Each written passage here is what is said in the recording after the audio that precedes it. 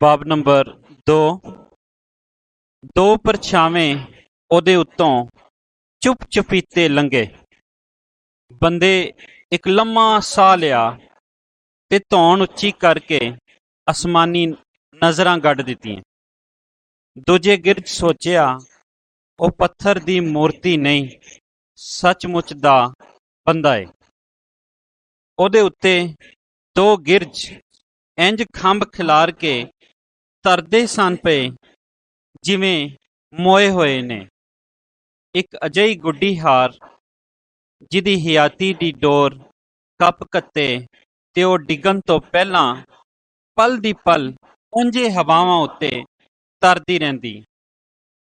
ਇਹ ਗਿਰਜ ਕਿਧਰੇ ਮੇਰੇ ਮਰਨ ਦੀ ਉਡੀਕ ਵਿੱਚ ਤੇ ਨਹੀਂ? ਕਿਧਰੇ ਇਹ ਅਸਮਾਨੋਂ ਲੱਥ ਕੇ ਮੇਰੀਆਂ ਬੋਟੀਆਂ ਨਾ ਕਰ ਛੱਡਣ। ਇਸ ਇਕਲਾਪੇ ਦੇ ਮੈਦਾਨ ਵਿੱਚ ਤੇ ਮੈਨੂੰ ਅਪੜਨ ਵਾਲਾ ਵੀ ਕੋਈ ਨਹੀਂ। ਚੁੰਝਾਂ ਦੇ ਮਾਸ ਵਿੱਚ ਖੁੱਭਣ ਦੀ ਪੀੜ ਮੇਰੇ ਕੋਲੋਂ ਸਹਿ ਨਹੀਂ ਸਕੀ ਜਾਣੀ। ਪਰ ਕਿਉਂ ਨਹੀਂ ਸਹੀ ਜਾਣੀ? ਉਹ ਨਿਮਾ ਹੱਸਿਆ। ਮੇਰੇ ਜੁੱਸੇ ਨੂੰ ਤੇ ਗਿਰਜਾਂ ਦੀਆਂ ਚੁੰਝਾਂ ਸਹਿਣ ਦੀ ਆਦਤ ਏ। ਇਹ ਗੱਲ ਵੱਖਰੀ ਏ ਬਈ ਚੁੰਝਾਂ ਆਪਣੇ ਭਾਈ ਬੰਦਾਂ ਦੀਆਂ ਸਨ ਜਿਨ੍ਹਾਂ ਮੈਨੂੰ ਖੋ ਖਾਦਾ। ਹੁਣ ਮੈਂ ਪੀੜ ਤੇ ਸੁੱਖ ਦੀਆਂ ਮੰਜ਼ਲਾਂ ਤੋਂ ਕਿਧਰੇ ਦੁਰਾਡਾ ਨਿਕਲ ਗਿਆ ਹੋਇਆ। ਗਿਰਜਾਂ ਨੂੰ ਆਣ ਦਿਓ। ਉਹਨਾਂ ਦੀਆਂ ਚੁੰਝਾਂ ਮੇਰੇ ਮਾਸ ਵਿੱਚ ਬੇਸ਼ੱਕ ਇੰਜ ਖੁੱਭ ਜਾਣ ਜਿਵੇਂ ਸਜਰੇ ਮੱਖਣ ਵਿੱਚ ਸਵਾਣੀ ਦੀ ਉਂਗਲ ਖੁੱਭਦੀ ਏ, ਤੇ ਤਾਂ ਵੀ ਮੈਨੂੰ ਉੱਕਾ ਪਤਾ ਵੀ ਨਹੀਂ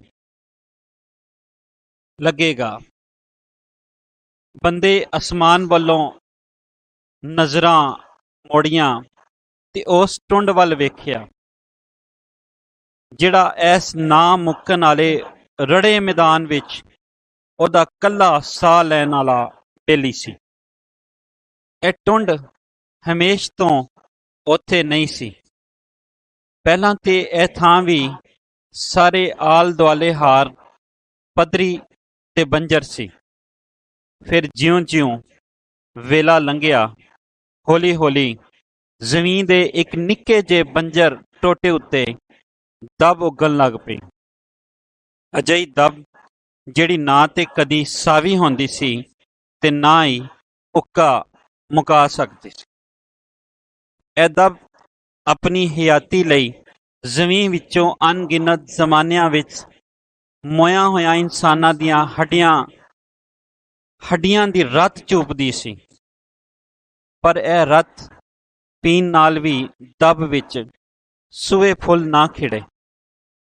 ਅਜਿਹੇ ਫੁੱਲ ਜਿਹੜੇ ਪਲ ਦੀ ਪਲ ਲਈ ਗਿਆਨ ਨੂੰ ਮੋੜ ਲਿਆਉਂਦੇ ਨੇ। ਉਹਨਾਂ ਦੇ ਗਵਾਚੇ ਹੋਏ ਮੁਹਾਂਦਰੇ ਸੂਹੇ ਫੁੱਲਾਂ ਵਿੱਚੋਂ ਝਾਤੀਆਂ ਮਾਰਨ ਲੱਗ ਪੈਂਦੇ ਨੇ।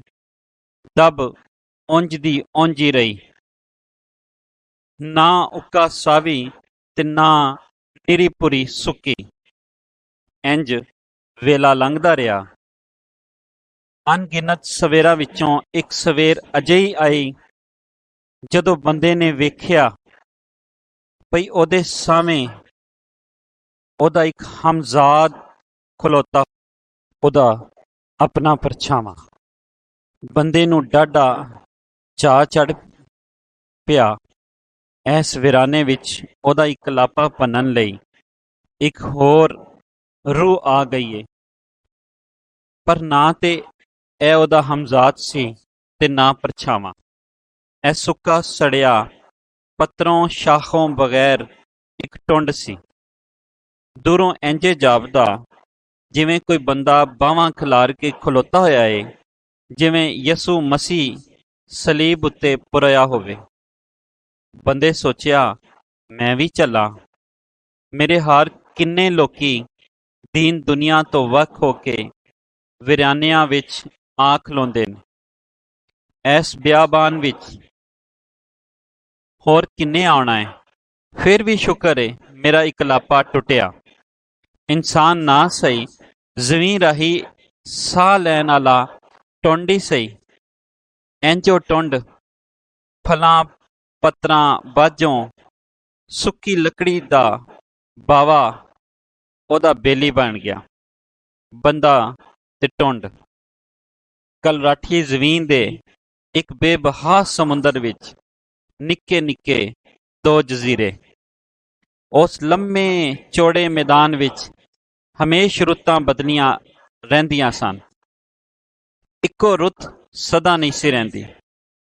ਕਦੀ ਅਚਨਚੇਤ ਸੂਰਜ ਦੀ ਕੁੱਖ ਵਿੱਚੋਂ ਭਾਂਬੜਾਂ ਤੇ ਡੋਬੂ ਹੜ ਨਿਕਲ ਕੇ ਬੰਦੇ ਟੁੰਡ ਤੇ ਆਲ ਦੁਆਲੇ ਵਿਛੇ ਮੈਦਾਨ ਉੱਤੇ ਡੁੱਲਣ ਲੱਗ ਪੈਂਦੇ। ਚਿੱਟੀ ਕਲਰਾਠੀ ਜ਼ਮੀਨ ਵਿੱਚੋਂ ਲੰਬਵਾਂ ਦੀਆਂ ਸੂਈਆਂ ਜੀਭਾਂ ਸ਼ੋਕ ਦੀਆਂ ਸੂਰਜ ਤਾਈਂ ਅੱਪੜ ਜਾਂਦੀਆਂ। ਇੰਜ ਭਾਂਬੜਾਂ ਦੇ ਹੜ ਤੇ ਲੰਬਵਾਂ ਦੀਆਂ ਜੀਭਾਂ ਰਲ ਕੇ ਇੱਕੋ ਮਿੱਕੋ ਹੋ ਜਾਂਦੇ ਤੇ ਸੂਰਜ ਤੇ ਜ਼ਮੀਨ ਦੇ ਵਿਚਕਾਰ ਹਰ ਸ਼ੈ ਲੂਸਣ ਲੱਗ ਪੈਂਦੀ। ਟੁੰਡ ਦੇ ਦੋਵੇਂ ਟਾਨ ਤੇ ਮੁੱਢ ਨਿੰਮਾ ਨਿੰਮਾ ਦੁਖਣ ਲੱਗ ਪੈਂਦੇ ਤੇ ਬੰਦਾ ਉਹ ਤੇ ਪਹਿਲਾਂ ਹੀ ਲੂਸਿਆ ਹੋਇਆ ਸੀ। ਚਾਰ ਚੁਫੇਰੇ ਇੰਜ ਰੌਲਾ ਪੈ ਜਾਂਦਾ ਜਿਵੇਂ ਅਰਸ਼ ਮੁਨੱਵਰ ਦੇ ਸਾਰੇ ਬੂਹੇ ਆਪੋ ਆਪ ਪਏ ਖੜਕਦੇ ਨੇ। ਕੁਝ ਚਿਰ ਪਿੱਛੋਂ ਭਾਂਬੜਾਂ ਦੇ ਹੜ ਸੁੱਕਣ ਲੱਗ ਪੈਂਦੇ ਆਪਣੀ ਗਰਮਾਈ ਵਿੱਚ ਤੇ ਫਿਰ ਪਿਛਲੀ ਪੈਰੀ ਮੁੜ ਸੂਰਜ ਅੰਦਰ ਜਾ ਦਫਨ ਹੁੰਦੇ। ਲੰਬੂਆਂ ਦੀਆਂ ਜੀਭਾਂ ਸੁੰਗੜਦੀਆਂ ਜ਼ਮੀਨ ਉਹਨਾਂ ਨੂੰ ਖਿੱਚ ਕੇ ਆਪਣੇ ਅੰਦਰ ਲੁਕਾ ਲੈਂਦੀ ਤੇ ਫਿਰ ਘੁੱਟ ਕੇ ਠੰਡਿਆਂ ਕਰ ਛੱਡਦੀ। ਲਸ਼ਕਾਰੇ ਮਾਰਦੀ ਸ਼ੀਸ਼ਾ ਧੁੱਪ ਹੌਲੀ ਹੌਲੀ ਇੰਜ ਨਿੰਮੀ ਹੋਣ ਲੱਗ ਪੈਂਦੀ ਜਿਵੇਂ ਕਿਸੇ ਇਹਦਾ ਕੰਟਰੋਲ ਸੋਚ ਮਰੋੜ ਕੇ ਇਹਦੀ ਗਰਮਾਈ ਨੂੰ ਨਿੰਮਾ ਕਰ ਦਿੱਤਾ ਏ। ਮੌਤ ਦਾ ਪਰਛਾਵਾਂ ਵੀ ਤੇ ਹਯਾਤੀ ਦੀ ਗਰਮਾਈ ਨੂੰ ਹੌਲੀ ਹੌਲੀ ਚੂਪ ਲੈਂਦਾ ਏ। ਇੰਜੇ ਹਰ ਸ਼ੈ ਵਿੱਚੋਂ ਗਰਮਾਈ ਨੁਚੜਨ ਲੱਗ ਪੈਂਦੀ। ਬਲਦੀ ਜ਼ਮੀਨ ਠੰਡੀ ਸੀਤ ਹੋ ਜਾਂਦੀ। ਟੁੰਡ ਵਿੱਚੋਂ ਨਿਕਲਦਾ ਧੂੰਆਂ ਖਿਲਰ ਪੁਲਰ ਜਾਂਦਾ ਤੇ ਠੰਡ ਨਾਲ ਉਹਦੇ ਟਾਨ ਕੜਕਣ ਲੱਗ ਪੈਂਦੇ। ਠੰਡੀਆਂ ਸੀਤ ਹਵਾਵਾਂ ਉਡਾਰੂ ਸੱਪਾਂ ਹਾਰ ਸ਼ੁਕਣ ਲੱਗ ਪੈਂਦੀਆਂ। ਸਾਰਾ ਮੈਦਾਨ ਇੱਕ ਮੋਏ ਹੋਏ ਬੰਦੇ ਦੀਆਂ ਗੱਲਾਂ ਹਾਰ ਹੋ ਜਾਂਦਾ।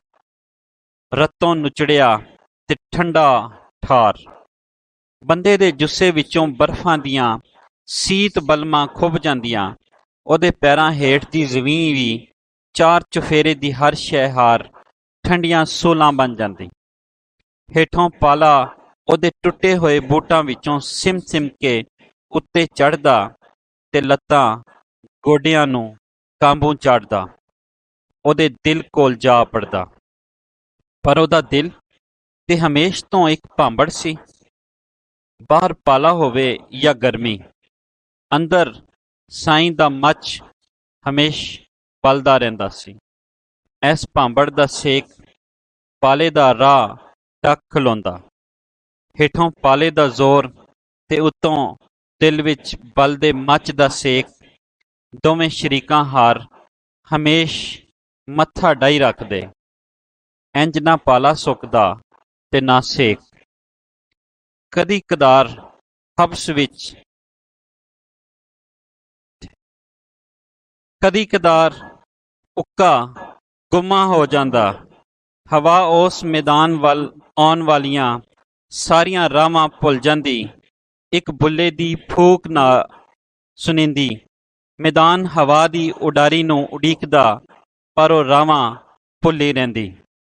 ਬੰਦੇ ਦਾ ਸਾਹ ਘੁੱਟ ਘੱਟਦਾ। ਉਹਦੇ ਲੂੰ ਤਰਿਆਏ ਪਖੇਰੂਆਂ ਹਾਰ ਮੂੰਹ ਅੱਡ ਦਿੰਦੇ।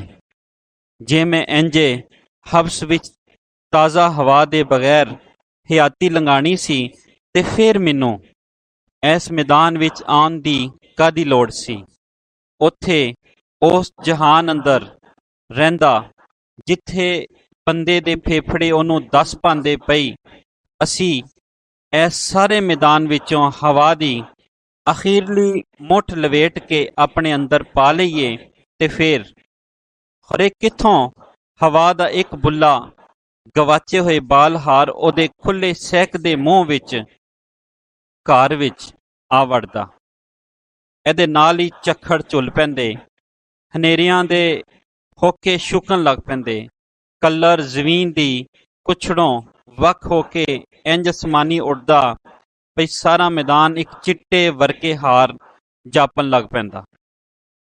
ਵਾਵਰੋਲੇ ਲੱਖਾਂ ਚੱਕੀਆਂ ਵਾਂਗ ਹਰ ਪਾਸੇ ਚੱਲਣ ਲੱਗ ਪੈਂਦੇ ਤੇ ਬੰਦਾ ਇਹਨਾਂ ਦੇ ਪੁੜਾਂ ਵਿਚਕਾਰ ਪੀਠਾ ਜਾਂਦਾ ਤੇ ਫਿਰ ਇੱਕੋ ਵਾਰੀ ਹਨੇਰੀ ਮੱਠੀ ਹੋ ਜਾਂਦੀ। ਝੱਖੜ ਸਾਹ ਡੱਕ ਲੈਂਦੇ। ਇੰਜ ਸੂਰਜ ਵਿੱਚੋਂ ਭਾਂਬੜ ਡੁੱਲਦੇ ਰਹੇ। ਪਾਲਿਆਂ ਦੇ ਸਮੁੰਦਰ ਛੱਲਾ ਮਾਰਦੇ ਰਹੇ। ਹਨੇਰੀਆਂ ਤੇ ਝੱਖੜ ਝੁੱਲਦੇ ਰਹੇ ਤੇ ਬੰਦਾ ਬਦਲਦੀਆਂ ਰੁੱਤਾਂ ਦੇ ਇਸ ਮੇਲੇ ਵਿਚਕਾਰ ਬੇਲੇ ਵਿੱਚ ਗਵਾਚੇ ਇੱਕ ਮੁਸਾਫਰ ਹਰਿਆਣ ਖਲੋਤਾ ਉਡੀਕਦਾ ਰਿਹਾ। ਕਿੰਨੋਂ? ਕਾਦੀ ਉਡੀਕ? ਇਹ ਉਹਨੂੰ ਕੋਈ ਇਲਮ ਨਹੀਂ ਸੀ। ਪਰ ਇਹ ਉਜਾੜ ਮੈਦਾਨ, ਬੇਅੰਤ ਮੈਦਾਨ ਕਿੱਥੇ ਸੀ? ਇਸ ਜਹਾਨ ਦੀ ਕਿਹੜੀ ਗੁੱਠੇ ਲੁਕਿਆ ਹੋਇਆ ਸੀ? ਇਸ ਗੱਲ ਦਾ ਕੋਈ ਵੀ ਜਾਣੂ ਨਹੀਂ ਸੀ। ਕਿਸੇ ਨੂੰ ਕੁਝ ਪਤਾ ਨਹੀਂ ਸੀ। ਇਹ ਸਵਾਲ ਹੀ ਰਿਹਾ। ਕਿਸੇ ਜਵਾਬ ਨਾ ਦਿੱਤਾ। ਖੁਰੇ ਹੋਣ ਤੇ ਨਾ ਹੋਣ ਵਿਚਕਾਰ ਕਿਧਰੇ, ਜਾਂ ਬੰਦੇ ਦੇ ਖਿਆਲਾਂ ਵਿੱਚ ਖੁਰੇ ਕਿੱਥੇ ਸੀ? ਇੱਕ ਹਾਦਸਾ। ਸੌਣ ਦੀ ਕਾਲੀ ਬਦਲੀ ਡਿੱਗਣ ਤੋਂ ਅਗਦੋਂ ਕੜਕਦੀ ਏ ਇੰਜ ਤਾਂ ਇਹ ਕੜਕ ਉਹਦੇ ਆਲ ਦੁਆਲੇ ਵਿਰਾਨੇ ਵਿੱਚ ਗੂੰਜੀ ਜਿਵੇਂ ਕੁੱਲ ਖੁਦਾਈ ਹੱਸਣ ਲੱਗ ਪਏ। ਹਸ਼ਰ ਦਿਹਾੜੇ, ਖਲਕਤ ਦਾ ਰੌਲਾ, ਹਾਸਾ ਚਾਰ ਚੁਫੇਰੇ ਖਿਲਰ ਗਿਆ। ਪਰ ਬੰਦਾ ਉਹ ਤੇ ਚੁੱਪ ਸੀ, ਹੋਂਠ ਮੀਟੇ ਹੋਏ। ਘੁੱਟ ਕੇ ਕੌਣ ਹੱਸਿਆ ਹੈ? ਉਹਨੇ ਆਲੇ ਦੁਆਲੇ ਹਰ ਸ਼ੈ ਨੂੰ ਗੌਰ ਨਾਲ ਵੇਖਿਆ। ਉਜਾੜ ਮੈਦਾਨ ਦੇ ਵਿਚਕਾਰ ਟੁੰਡ ਦੀ ਸਲੇਬ। ਉਜਾੜ ਮੈਦਾਨ ਦੇ ਵਿਚਕਾਰ ਟੁੰਡ ਦੀ ਸਲੀਬ। ਸਾਰੇ ਚੁੱਪ ਸਨ। ਉਹਨੇ ਆਪਣੇ ਅੰਦਰ ਝਾਤੀ ਮਾਰੀ। ਇਹ ਹਾਸਾ ਤੇ ਉਹਦਾ ਆਪਣਾ ਸੀ। ਚੁੱਪ ਦੇ ਸੱਪ ਕੋਲੋਂ ਹੌਲੀ ਜਿਹੀ ਲੰਘ ਕੇ ਬਾਹਰ ਆਉਣ ਵਾਲਾ ਹਾਸਾ ਉਹਦੇ ਆਪਣੇ ਬੁੱਲ੍ਹਾਂ ਦਾ ਮਫਰੂਰ। ਜਦੋਂ ਚੁੱਪ ਦਾ ਸੱਪ ਉਹਦੇ ਹੋਂਠਾਂ ਤੇ ਕੁੰਡਲੀ ਮਾਰ ਕੇ ਬੈਠਾ, ਉਸੇ ਵੇਲੇ ਅੰਦਰ ਅਮਨ ਅਮਾਨ ਹੋ ਗਿਆ। ਉਦੋਂ ਅਗਦੋਂ ਜਦੋਂ ਵੀ ਉਹਨੇ ਇਸ ਸੱਪ ਦੇ ਸਰੀਰ ਨੂੰ, ਚੁੱਪ ਦੀ ਇਸ ਜੋਕ ਨੂੰ ਹੋਂਠਾਂ ਤੋਂ ਧਰੋ ਕੇ ਲਾਇਆ ਤੇ ਬੋਲਿਆ ਤਾਂ ਇੰਜ ਜਾਪਿਆ ਜਿਵੇਂ ਉਹਦੀਆਂ ਟਾਰਾਂ ਕੁੱਲ ਜਹਾਨ ਵਿੱਚ ਆਵਾਰਾ ਰੂਹਾਂ ਹਾਰ ਖਿਲਰ ਗਈਆਂ ਨੇ। ਪਰ ਫਿਰ ਵੀ ਹਰ ਪਾਸੇ ਚੁੱਪ ਹੀ ਰਹੀ। ਹਾਰ ਖਿਲਰ ਗਈਆਂ ਨੇ ਪਰ ਫਿਰ ਵੀ ਹਰ ਪਾਸੇ ਚੁੱਪ ਹੀ ਰਹੀ। ਉਹਨੂੰ ਆਪਣੀਆਂ ਟਾਰਾਂ ਦਾ ਕੋਈ ਜਵਾਬ ਨਾ ਮਿਲਿਆ। ਬੋਲ ਬੋਲ ਕੇ ਉਹਦਾ ਸੰਗ ਬਹਿ ਗਿਆ। ਕਿਸੇ ਥੋ ਨਾ ਕੀਤਾ, ਜਵਾਬ ਨਾ ਦਿੱਤਾ। ਜੇ ਉਹਨਾਂ ਸਭਨਾਂ ਕੋਲ ਬੰਦੇ ਦੇ ਸਵਾਲਾਂ ਦਾ ਜਵਾਬ ਕੋਈ ਨਹੀਂ ਸੀ, ਉਹ ਥੱਕ ਤਰੁੱਟ ਕੇ ਚੁੱਪ ਰਿਹਾ ਤੇ ਮੁੜ ਚੁੱਪ ਦੇ ਸੱਪ ਨੂੰ ਹੋਂਠਾਂ ਤੇ ਬਹਾ ਕੇ ਉਹਨੂੰ ਸਾਵਾਂ ਦੀ ਹਵਾੜ ਦਾ ਦੁੱਧ ਪਿਆ ਕੇ ਪਾਲਣ ਲੱਗ ਪਿਆ। ਅੰਦਰ ਅਮਨ ਅਮਾਨ ਹੋ ਗਿਆ। ਫਿਰ ਜਦੋਂ ਤੀਕਰ ਉਹ ਜਹਾਨ ਵਿੱਚ ਰਿਹਾ, ਉਹਨੇ ਚੁੱਪ ਦੇ ਸੱਪ ਖਜ਼ਾਨੇ ਦੇ ਚੌਕੀਦਾਰ ਹਾਰ ਹੋਂਠਾਂ ਤੇ ਬਾਈ ਰੱਖਿਆ। ਕਿਉਂ ਜੇ ਜੋ ਆਖਦਾ ਸੀ, ਸੋਚਦਾ ਸੀ, ਉਹਨਾਂ ਅੱਖਰਾਂ ਦੇ ਖਜ਼ਾਨੇ ਦਾ ਉੱਥੇ ਉਸ ਜਹਾਨ ਅੰਦਰ ਕੋਈ ਵਪਾਰੀ ਨਹੀਂ ਸੀ। ਪਰ ਅੱਜ ਇਹ ਹਾਸਾ ਕਿਹੜੇ ਪਾਸਿਓਂ ਆ ਗਿਆ? ਚੁੱਪ ਦੀ ਕੁੜ ਵਿੱਚ ਕਿੰਨੇ ਸੰਨ ਲਾਈਏ? ਉਹਨੇ ਡਰਦਿਆਂ ਡਰਦਿਆਂ ਹੋਂਠਾਂ ਤੇ ਜੀਭ ਫੇਰੀ। ਹਿਲਦੀ ਜੀਭ ਨੂੰ ਹਮੇਸ਼ਾਰ ਚੁੱਪ ਦੇ ਸੱਪ ਨੇ ਡੰਗ ਮਾਰਿਆ। ਮੋਹਰੇ ਦਾ ਸਵਾਦ ਵੀ ਨਾ ਆਇਆ। ਵੈਰੀ ਦੇ ਕੂਲੇ ਜੁੱਸੇ ਰਾਹ ਨਾ ਡੱਕਿਆ। ਉਹ ਸੱਪ ਕਿਧਰੇ ਪਿਛਾਂ ਹੀ ਰਹਿ ਗਿਆ ਸੀ, ਉਸੇ ਜਹਾਨ ਅੰਦਰ ਜਿੱਥੇ ਅਜਿਹੇ ਸੱਪਾਂ ਦੀ ਲੋੜ ਹੁੰਦੀ ਏ। ਹੁਣ ਉਹਦੇ ਹੋਂਠਾਂ ਤੇ ਕੋਈ ਪਹਿਰਾ ਨਹੀਂ ਸੀ। ਬੋਲਣ ਲਈ ਆਜ਼ਾਦੀ ਸੀ। ਉਹਦੇ ਬੁੱਲ੍ਹਾਂ ਦੇ ਮਫਰੂਰ ਨੇ ਉਹਨੂੰ ਇੱਕ ਵਾਰੀ ਫੇਰ ਆਜ਼ਾਦ ਕਰ ਦਿੱਤਾ ਸੀ। ਤਾਂ ਉਹ ਰੱਜ ਕੇ ਹੱਸਿਆ। ਉਹਨੇ ਧੌਣ ਉੱਚੀ ਕਰਕੇ ਆਪਣੇ ਉੱਤੇ ਨਜ਼ਰ ਮਾਰੀ। ਦੋਵੇਂ ਗਿਰਜ ਉਹਦੇ ਜਾਂਗਲੀ ਹਾਸੇ ਦੀ ਕੜਕ ਤੋਂ ਤ੍ਰਿਠ ਕੇ ਅਸਮਾਨੀ ਤਾਰੇ ਹੋ ਗਏ ਸਨ।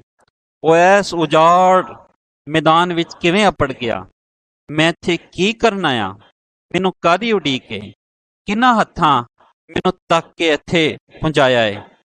ਉਹਨੇ ਆਪਣੇ ਅੰਦਰ ਨੂੰ ਪੁੱਛਿਆ ਤੇ ਉਹਦੇ ਦਿਮਾਗ ਦੀ ਜ਼ਮੀਨ ਵਿੱਚ ਪਿਛਲਿਆਂ ਸਮਿਆਂ ਦੇ ਹੱਲ ਦਾ ਜ਼ੰਗਾਰੀ ਫਾਲਾ ਖੁੱਭਿਆ ਤੇ ਚੱਲਣ ਲੱਗ ਪਿਆ, ਡੂੰਘਾ ਤੇ ਵਧੀਕ।